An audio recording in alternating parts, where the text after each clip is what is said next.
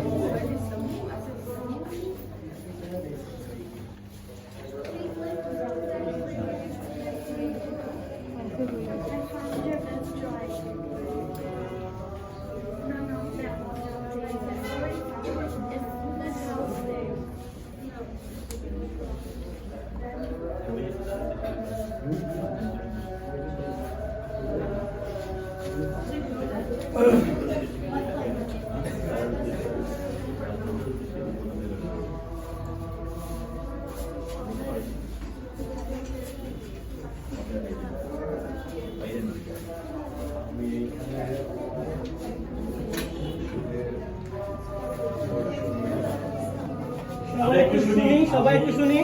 আমি শিশুদের প্রদর্শনী আমার ওপেনিং করলাম। হাততালি দিব না আমরা?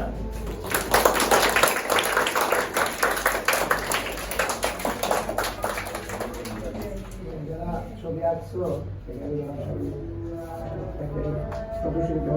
সবাইকে অভিনন্দন। এবং আমরা বিশ্বাস করি আজকে যারা শিশু বয়সের ছবি আঁকছো, তোমাদের মতো বয়সে আমরা কিন্তু এরকম সুযোগ সুবিধা পাই। মানে আমাদের অনেক কাঠপুর পোহাতে হতো, রঙেরও এরকম ব্যবস্থা ছিল না, তুলি, ক্যানভাস, মানে আমরা কোনো কিছুই পেতাম না। সাদা কাগজে রং পেন্সিল দিয়ে মূলত আমরা ছোটোবেলা ছবি আঁকতাম। তো সেই দিক থেকে তোমরা অনেক ভাগ্যবান।